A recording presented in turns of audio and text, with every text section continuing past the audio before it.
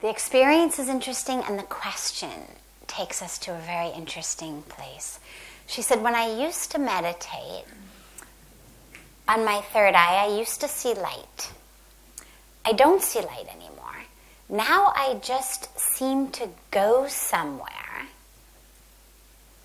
and I don't know where I go, and I don't know what happens. And then I'm back in my body. And when I said to her, okay, and so what's the problem there? She said, well, I don't know where I go.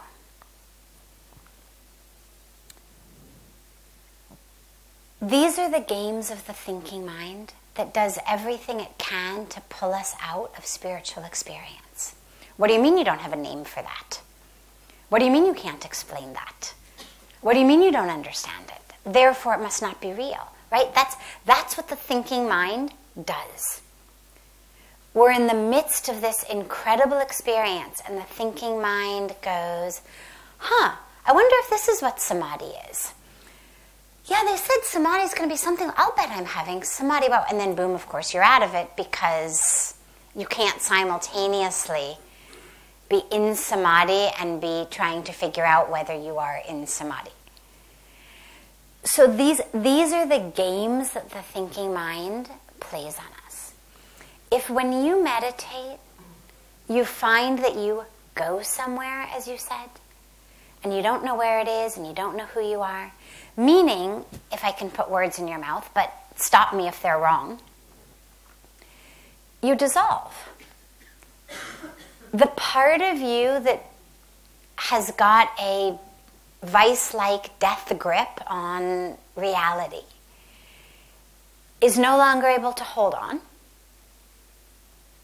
Reality slips through the wheels of the vice,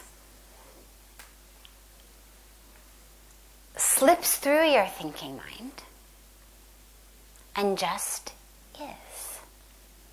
And you're not even aware of it until you have come back. Well, that sounds to me very beautiful. Yeah, that's the beautiful state.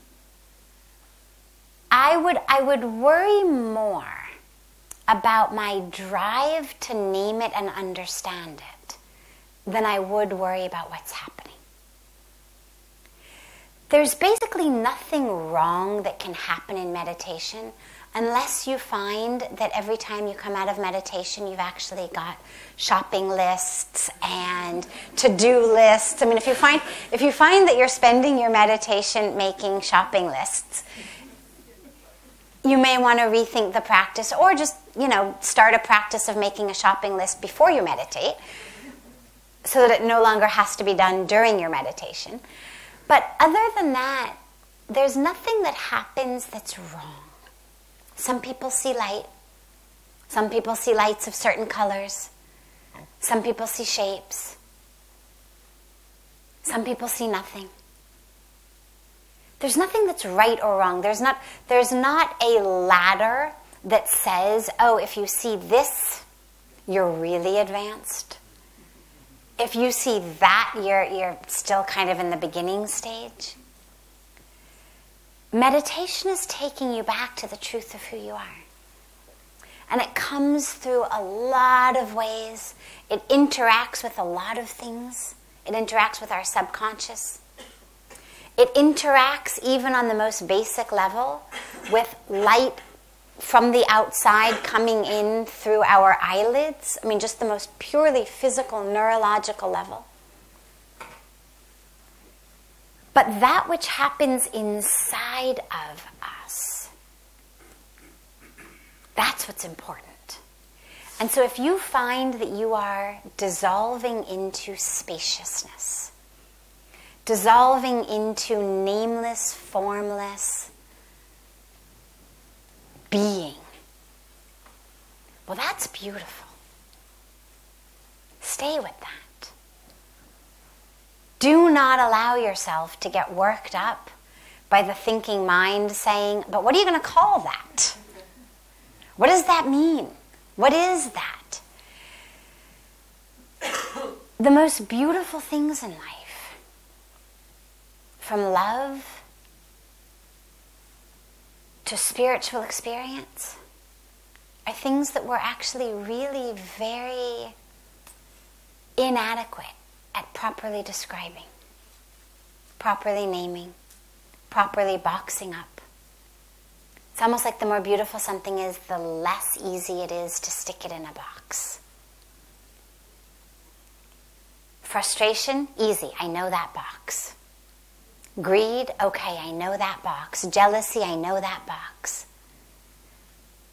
But divine intoxication, well, that's kind of a different sort of box. It's not really a box. And so, the deeper you get into that space, the fewer words there are going to be. It reminds me of my favorite story of Paramahansa Sri Ramakrishna.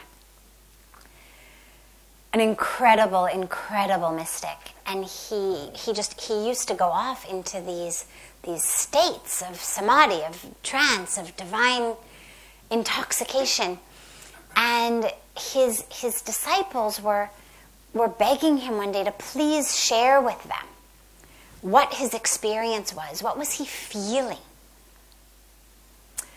And so, and about the chakras, and to tell them about the different chakras and the different energy levels and what it felt like to move up. And so he starts low and he takes them kind of one by one and what it feels like and what it looks like. And then he would just go into his trance. Long before he got even, halfway there, in his ecstatic trance, and the devotees would just sit around and wait for him to come down, and then he would start all over again, and then same thing would happen. He would get kind of halfway and go into his trance, and finally he looks at his disciples with tears streaming down his face, and he says, I'm trying to tell you. I want to tell you, but the mother just won't let me.